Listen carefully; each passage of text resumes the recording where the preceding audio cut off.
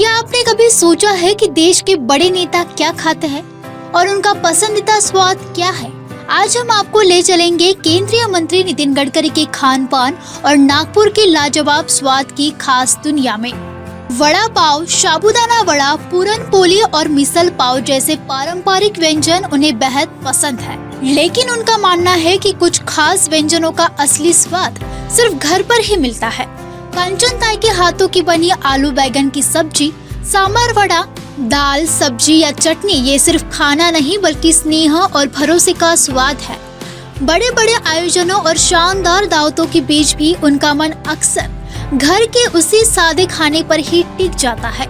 उन्हें Chinese, vegetarian खाना भी पसंद है, लेकिन इसमें भी वे हल्का, संतुलित और भरोसेमंद स्वाद ही चखते हैं।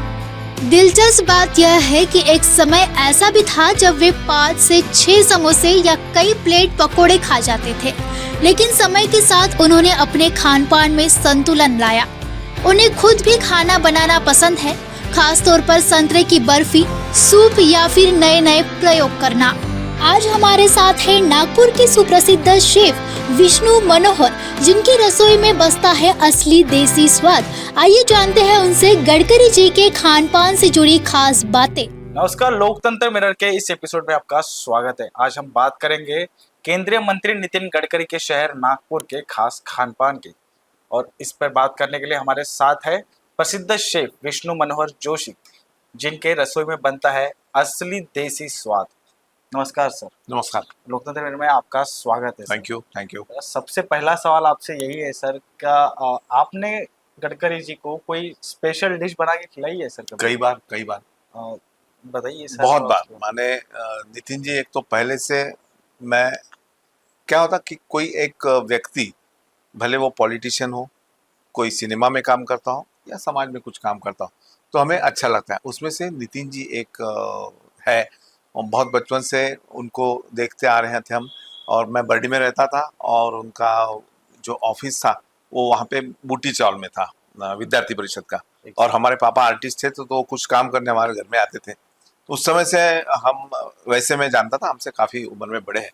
और जब खान पान के क्षेत्र में आए, और जो पहली बार जब नितिन जी मंत्री बने थे और सरकार बैठी थी महाराष्ट्र की, तो अपोजिशन वालों ने कुछ थालियाँ वाली हाउस में लाई थी और फेंकी थी कि देखो कैसा खाना है आपके पास। और बाद में उसी समय रात नितिन जी ने बोला कि आप किसी भी हालत में कल से आओ और वहाँ पे मोर्चा संभालो। और फिर उस समय से जो चालू हुआ सिलसिला, तो फिर उनकी मीटिंग्स है, उसके बाद में कुछ गेट टुगेदर है, उसमें वो बताते रहे, हम बनाते रहे। और सबसे पहला मुझे याद है कि वो खाने के इतने शौकीन थे कि जिस समय उनका एक्सीडेंट हो गया था और वो काफ़ी दिन बेड रेस्ट पे थे, तो उनको पनीर बटर खाने की इतनी इच्छा हो गई थी, तो उन्होंने मुझे घर बुलाया। मैं उनके घर गया और पुराना घर था महल में, तो भाभी जी के साथ मैंने पनीर बटर मसाला, मुझे याद है वो सोए हैं और मैं उनको खिला रहा हूँ। ये मेरा सबसे सुंदर अनुभव है। और उसके बाद में उनको सभी टाइप का खाना अच्छा लगता है। वेजिटेरियन, वो जितना स्पाइसी तर्री पोहा खाते हैं उतना ही माइल्ड। अभी मैं परसों उनके यहाँ बैठा था साथ में, तो उन्होंने बोला की विष्णू तुला एक छान छोले खिलवतो, आणि त्या छोल्यामध्ये कुछ भी स्पाइसेस नहीं थे, तेल नाम मात्र था, बटर पे बनाए थे, प्याज थोड़ा सा भून के, प्याज भी पूरा लाल होने नहीं दिया, उसमें छोले पकाए थे और थोड़ा सा खट्टा मीठा, बहुत ही सुंदर छोले थे। छोले का असली स्वाद उसमें था। और जैसे अभी जब भी आपने कहा कि पूरन की रोटी उनको बहुत अच्छी लगती थी, वो हम बनाते हैं। उसके बाद में कई प्रकार के अचार है, सूखी चटनियाँ, तो हमेशा जब वो उनको मर्जी होती तो मंगाते हैं। किससे शेयर करते हैं? बचपन में मैं बहुत सारे 5-6 प्लेट समोसे खाता था। हाँ, तो अभी कभी आपने उनको टिप्स नहीं दी कि बहुत ज़्यादा होते हैं 5-6 प्लेट समोसे? अभी सेहत का तो ध्यान काफ़ी रख रहे हो। नहीं देखिए, 5-6 प्लेट तो नहीं, खाते थे जरूर। माने मैंने जितने बार उनके साथ गया, 5-6 प्लेट ये थोड़ा सा बहुत ज़्यादा बढ़ा चढ़ा के वाला आंकड़ा है। खाने के शौकीन अभी भी थे, उस समय भी थे। और एक मैं किस्सा मैंने जाहिर रूप से बताता हूँ कि उस समय उनको मीठा खाने का मना था, और विष्णु जी की रसोई में आए और उनको पूरन की रोटी खाना था। तो उन्होंने मुझे खास इंस्ट्रक्शन भेजा कि भैया हमारा जो खिचड़ी का कटोरा है उसमें पूरन की रोटी के टुकड़े डालो, उसके ऊपर से घी डालो, चम्मच डाल के वो कोने में बैठा हूँ वहां के लाके देना, सर तुमची खिचड़ी। तो इस टाइप के इतने टाइप के वो मुझे इतने गहरे शौकीन है खाने के, तो वो चलता था। और बाकी फिर सेहत के बारे में उनका कहा तो उन्होंने काफी माने कहाँ थे और कहाँ आए। उसके बाद में मुझे कहने लगे कि मैं जब भी मिलता था तो बस हाथ में हाथ पकड़ के बोलते थे वेट कम करो, वेट कम करो। बोले जो घोड़ा दौड़ता है उसको हम मार के दौड़ाते हैं, गधे को नहीं मारते। मैं तेरे को नहीं इसलिए मार क्यों क्यों रहा हूँ, क्योंकि तू दौड़ने वाला घोड़ा है, तेरे को दौड़ने के लिए और टाइम है और काम करने के लिए तेरे पास है, तो शारीरिक क्षमता होनी चाहिए। और कुछ पर्सन्स हैं लाइफ में कि जिनके कारण आज जो है मैं 20 किलो कम हुआ, उसमें से मेन कारण नितिन जी है। मैंने प्रण किया था 9 महीने पहले जब एक कार्यक्रम में मिले थे, तो उसी समय मैंने बोला था कि नितिन जी मैं आपसे उस समय तक नहीं मिलूंगा जब तक मैं दुबला न बन जाऊं, और वो दिन आ गया। खाने पे भी जब बात आती है और नागपुर के खाने की बात करते हैं, जी। खासकर समोसे हो गए, तर्री पोहा हाँ। हो गया, सावजी हो गया, जी, आपको क्या लगता है सर, उनको नागपुर का ये जो स्ट्रीट फूड है काफी पसंद है? नागपुर का स्ट्रीट फूड तो है, बट उसके साथ साथ वो जहां जहां जाते हैं तो वहां वहां वो खाने का बराबर ध्यान रखते हैं कि कहाँ क्या मिलता है, वहीं पर जाते हैं। मैं उनके साथ में एक बार हेलीकॉप्टर से इंदौर गया था, इंदौर उज्जैन, ये इसके लिए प्रचार के लिए। तो उन्होंने जब मेरे को बोला कि भैया विष्णु तेरे को आना है, क्या क्या लाओगे खाने में, तो पहले मेनू तैयार था, उपास की खिचड़ी, थाली पीठ, उसके बाद में उकड़ पेंडी, ऐसे 3-4 आइटम और कुछ फरसान के आइटम थे। और हमें ये भी याद है कि वो आते आते हमने उसका मजा लिया, मजा लेते समय टाइम कम था, तो वो हेलीकॉप्टर वाले बोले इसको देख रहे, बोला थोड़ा और घुमा के चेक करना, हमारा खाना बाकी है। हाँ। तो इस टाइप का है वो। पूना में जब जाते हैं तो प्रभाचे वड़े, तो प्रभा नाम का एक आदमी, उनका दोस्त भी है वो, और उसके आलू बोंडे जो है, तो अपने यहाँ तो आलू बोंडे बोलते हैं, वहाँ बटाटे वड़ा बोलते हैं। तो वो बटाटे वड़ा थोड़ा सा स्वीटिश है और खट्टा मीठा है।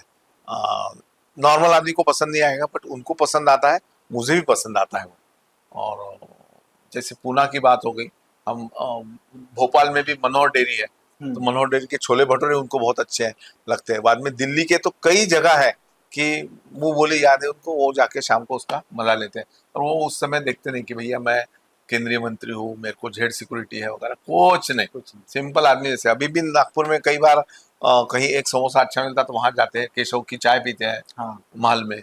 कभी ऐसा किस्सा हुआ है आपके साथ, खास तौर पर आपको बोला गया कि नहीं मला आता है बनवून देणार का, मुझे हाँ। ये चाहिए आप भी बना के? तो वो किस्सा याद रखने वाला वही है कि जिस समय वो बेड रेस्ट पे थे। हाँ। और उनको पनीर बटर मसाला खाना था, आपने तो मैंने उधर ही उनके घर पे ही बना के पनीर खिलाया। बटर मसाला। हाँ हाँ, वही किस्सा है। बाद में भोकराचं लोणचं होतं ते आवडतं त्यांना, ऐसी कई सारी चीजें। कंचन जी के हाथ का भी खाना उन्हें अरे कंचन जी क्या है, वो हमेशा मेरे को कहता कि विष्णू तुझ्यापेक्षा सुंदर पुडाची वडी आमची बायको तुझी वहिनी बनवते कांचनताई, और सच में बनाती है, क्योंकि वो महल एरिया में रह चुके और उनके ऊपर जो संस्कार है, उनकी मम्मी, वो सब पुराने संस्कार है, तो पुराने स्टाईल का जितना भी खाना है, पारंपरिक रेसिपीज असतात पदार्थ, तो ते कांचनताईंच्या हाताला तोड नाही। महाराष्ट्र में ऐसे कौन से विशेष डिश है जो उनको बहुत ज्यादा पसंद आई है आपके ख्याल में, अगर रही हो? उनको मैं जब भी लास्ट टाइम भी हमारा एक खाने के ऊपर ही बातचीत थी, खाने का किताब उन्होंने प्रकाशित किया था मेरा, और उस समय बोला था उन्होंने कि महल में एक सांभर वड़ी बनती थी। हाँ, तो वो उनको बहुत ज्यादा पसंद है। प्रभा के वड़े जो है, हाँ। उसका नाम तो कहीं दुनिया के किसी भी कोने में जाओ तो प्रभा के वड़े का नाम जिक्र हमेशा करते हो। जब भी स्टेज पे बात करते तो नागपुर के ही खाने पे ज्यादातर फोकस रहता है, ऐसी क्या खास बात है नागपुर के खाने में? नागपुर जो है तो मध्य भारत है, तो मध्य भारत होने के कारण क्या पूरे भारत से अलग अलग लोग यहाँ पर आके बसे हैं, अलग अलग स्टाइल का खाना है यहाँ पे। आपको बिल्कुल कोकण पश्चिम महाराष्ट्र का खाना भी मिलेगा, मध्य प्रदेश का भी टच मिलेगा, आपको साउथ का भी टच मिलेगा। साउथ के जो हमारे यहाँ पहले तिलंगी आचारी थे, तो तिलंगी आचार्यों के खाने का वो हमेशा जिक्र करते हैं। और तिलंगी यानी माने बॉर्डर वाले, तेलंगाना और महाराष्ट्र का जो बॉर्डर है, तो उनके खाने में क्या है कि तेलंगाना का कुछ स्वाद और कुछ महाराष्ट्र का स्वाद ऐसा बना के वो खाना डेवलप हुआ था। अभी तेलंगी आचार्य मिलते नहीं, पर उनके हाथ के जो कोहड़े की गाखर भाजी बनती थी वो उन्हें बहुत पसंद थी, है। हाँ, अभी भी है, पर अभी स्पाइसी खाना उन्होंने बहुत कम कर दिया। हाँ, और खाने के शौकीन वो इतने हैं कि जब भी कोई प्रोग्राम होता है, मैंने आप लोगों को ही पता चल गया कि नितिन जी को बुलाया तो उनके सामने एक टीपॉय रखो, काजू किशमिश रखो, समय समय पे चाय आनी चाहिए, खाने पाने का इंतजाम होना चाहिए। और जब ये होता है उत्सव कौन सा खासदार महोत्सव, तो उस समय तो 100-200 लोगों का मजमा होता पीछे में, सबको खाने की व्यवस्था होती और मजे आते हैं सब। जैसे कि एक प्रसंग आपने बताया कि उन्होंने आपको टिप्स दी कि प्लीज हेल्थ कम करो, हाँ, है ना, अपना वजन कम करो, बराबर। ऐसा एक कोई प्रसंग है जो खाने के बारे में आपने उनको टिप्स दिया होगा कुछ? नहीं, like that? मीठे के बारे में मैं कहता था क्योंकि उनको डायबिटीज का ये था, अभी तो नहीं है। हाँ। तो क्योंकि उस समय क्या है, हमारे डायबिटीज के बारे में घर वाले चिंतित होते हैं, हमारी बीवी जैसे हमारे मीठे खाने में चिंतित है, वैसे कंचन ताई भी रहती थी। तो उस समय मैं थोड़ा सा बोलता था कि नितिन जी मुझे मालूम है दर्द क्या है मीठा न खाने का, क्योंकि मैं भी उतना ही शौकीन हूँ, बट जिसके लिए हम करते हैं घर वालों के लिए उनका दर्द क्या है ये भी हमने समझना चाहिए। तो मैं हमेशा कहता था कि नितिन जी मीठा है, अच्छा है, मत खाओ। और उस समय जब मैंने उनको पूरन की रोटी दिया था तो उसका मलाल मुझे अभी भी है कि मैंने ऐसे नहीं करना था, बट क्या उस समय छोटा था, मैं भी बहुत ज़्यादा उम्र नहीं थी, मैं भी खुशी खुशी से दे पड़ा। तो ऐसी सारी चीज़ें हैं, बट अभी बहुत बढ़िया हेल्थ है उनकी, उसके बाद में शुगर भी नहीं है और अभी उनको पता चल गया कि क्या खाने से क्या होता क्या नहीं होता। पुराने फोटो देखो, जब एक्सप्रेस हाईवे बना था बॉम्बे पुणे, उस समय के फोटो देखो और अभी के फोटो देखो, जमीन आसमान का फर्क है। और शिस्तबद्ध खुद को बना लिया उन्होंने। और मैं तो मेरे वेट लॉस का आधा क्रेडिट जो है उनको देता हूँ, क्योंकि इतना लाटे हैं मुझे वो वेट के लिए कि लास्ट टाइम थोड़ा सा चिढ़ के ही मैं आ गया था, बोला मैं इनके सामने जाता ही नहीं, जब भी जाओ वेट के बारे में बोलते हैं ये। मैं इतने अच्छे काम करता हूँ उसके बारे में कभी कुछ बोला नहीं, बट इसके बारे में जरूर बोला। बहुत अच्छा लगा, आपने इतनी सारी बातें शेयर की, उन्होंने आपको दिए हुए टिप्स और या फिर आपने डायबिटीज के बारे में उनसे कुछ बातें शेयर की, बहुत अच्छा लगा, दर्शकों को भी सुनने में बहुत अच्छा लगा। हाँ, और एक बात बता दूं मैं कि दिल्ली में उनका जो निवास स्थान है तो वहाँ 3-4 किस्म के शेफ लोग हैं, अलग अलग टाइप के। तो मुझे वो बात याद है कि जब पहले पुराने राजा राजवाड़े जो थे तो वो भी ऐसे टाइप के शेफ रखते थे अलग से, साउथ से सांबार वाला, नॉर्थ से पनीर वाला या छोले वाला या पिंडी छोले वाला या दाल मखनी वाला, उधर से कलकत्ता से बंगाली अचारी। तो इस टाइप के अचारी वो राजा लोग रखते थे और जिस समय मूड है उस समय उस अचारी को बुला और उससे खाना खिलाओ, फिर उसको साल भर रहने खाना पीना सब करते। वैसे ही नितिन जी का दिल्ली के घर में आप देखेंगे 3-4 टाइप के शेफ लोग उनके पीछे रहते। यहाँ भी अब नागपुर में आप देखोगे तो 3-4 टाइप के शेफ है अलग अलग, जिससे बोलता है वो खाते हैं बढ़िया, खिलाते भी है, उतना दिलेरी भी है। हाँ, ऐसे नहीं कि अकेले खा, सब मजमा जमा के हजारों लोग इकट्ठा करके खाना पीना मौज करना। और खाने के बारे में स्टेज पे शेयर भी करते हैं। बिल्कुल बिंदास तरीके से। बहुत अच्छा लगा सर आपसे बात करके, आपने काफी अच्छी बातें और जो किसी ने अनसुनी और अनकही बातें हमें बताई। जी, लोकतंत्र मिरर पे आपका बहुत बहुत धन्यवाद सर। मैं भी धन्यवाद देता हूँ लोकतंत्र मिरर को कि इस बहाने उनकी कुछ अच्छी बातें मुझे आपके साथ लोगों के लिए शेयर करने में मजा आया। Thank you. और आप कहीं मत जाइएगा, अगले एपिसोड में हम मिलेंगे और अनकही और अनसुनी बातें। केंद्रीय मंत्री नितिन गडकरी और नागपुर व्यंजन के खास बात की यह कहानी बताती है कि सादगी, स्थानीय संस्कृति और अपनापन ही उनकी पहचान है। अगले एपिसोड में जानिए कैसे एक नेता ने कचरे को कमाई और विकास के नए मॉडल में बदलकर देश को नई दिशा दी है।